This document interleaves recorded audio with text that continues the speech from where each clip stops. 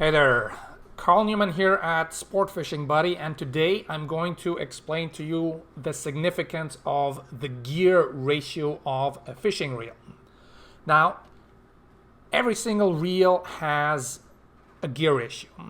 That goes for spinning reels such as this one, it goes for bait casting reels, it goes for any fishing reel that you're going to use, that you're going to pick up for your specific purpose.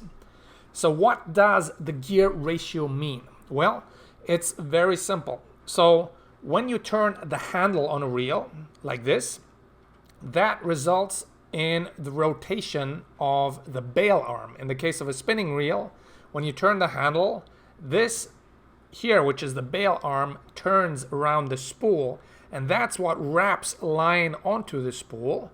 And that's how you retrieve your line and your lure after you've cast it out into the water. Now, in the case of bait casting reels, it's a little bit different because the spool itself rotates. But in either case, the rotation of the handle is translated into the rotation either of the bail arm, in the case of a spinning reel, or into the rotation of the spool itself, in the case of a bait casting reel.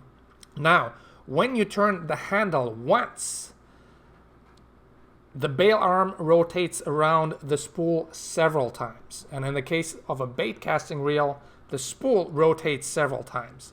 And the reason that that happens is because there are gears inside of the spinning reel, or inside of the bait casting reel, that translate the gear motion into the motion of the bail arm. And in translating that motion, they actually increase the frequency. So this particular spinning reel, when I turn the when I turn the handle once, the bail arm turns 5.2 times. And so that means it has a gear ratio of 5.2 to 1. For every one turn of the handle, the bail arm rotates 5.2 times. Now, don't worry about the 5.2. There's not a big difference between a 5.1 and a 5.2, but there is a big difference between a 5.1 and a 6.1 to 1 ratio. So in terms of inches of line that this spinning reel retrieves, a 5.2 to 1 ratio results in 20 inches of line that are retrieved with one turn of the handle. But if I'm using a 6.2 to 1 ratio instead, that would be about 30 inches. So that's a big difference. And that means you need to choose the right gear ratio for your purpose. And let me just explain to you how you can choose the best gear ratio for your purpose. But before we get into that, how do you know the gear ratio? Well, there's a number on the reel. In this case, it's on the spool that says 5.2 to 1. The same number is also on the box. Different reels have the number on the actual body of the reel, but it's very easy to find that number, and they'll tell you instantly what the speed is of the reel. So in the case of spinning reels, most spinning reels are between 5.1 to 6.2 to 1. So the range is between the low 5s to the low 6s. So that's a fairly narrow range there. With bait casting reels, it's a wider range because they go all the way up to 9 to 1. So you start with 5 to 1 on bait casting reels, and you can go up to 9 to 1. So bait casting reels can be much faster than spinning reels. And now the next question is, what are those different speeds good for, and which one should you choose for your purpose? Well, so this is a 5.2 to 1 gear ratio, which is on the slow side. So this is a medium to slow spinning reel. And the best way to use this at full advantage is if I'm working with large lures, such as crankbaits with a large shovel, so they have a lot of resistance while I'm pulling them through the water, or with other big lures, or with baits that I want to move slowly.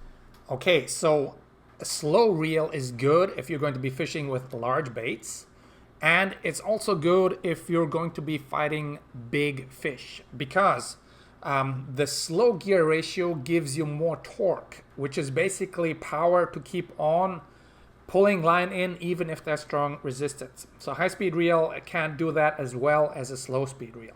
Now this is only really important if you're going to be catching really big fish. If you're fishing for bass or walleye, it's not such a big deal. But if you're going to be catching big tuna and sailfish, then that does make a difference. Now, what would you use a high-speed reel for?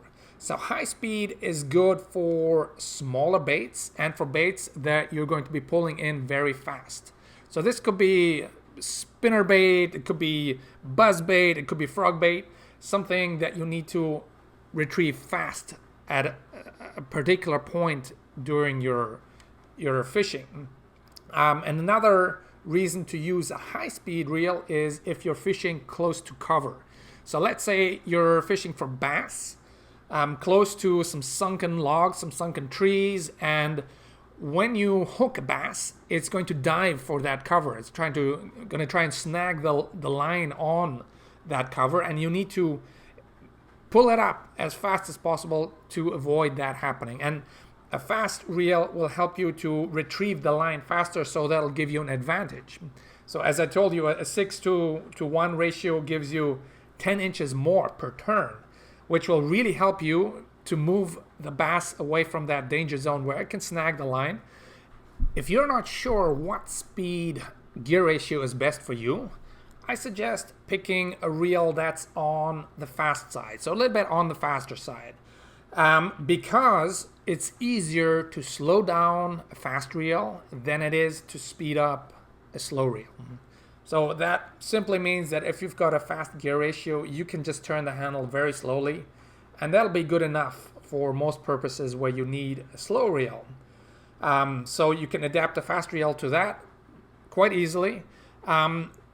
Whereas if you have a slow reel, it's hard to speed it up because you really have to crank that handle, which is hard work, and it's a pain in the butt if you need to do that all the time, if you need to speed up your reel. So in that case, I suggest getting a faster reel, and you can adapt it for purposes that require a slow reel. And once you've got some experience and you figure out that you really need a slow reel for what you want to do, then go back and get a second reel that's slower. But if you don't know, then start with a reel that's on the faster end of the scale. Thank you for watching, and remember to subscribe, smash that like button, and if you have a question, leave it in the comments below. We answer within 24 hours.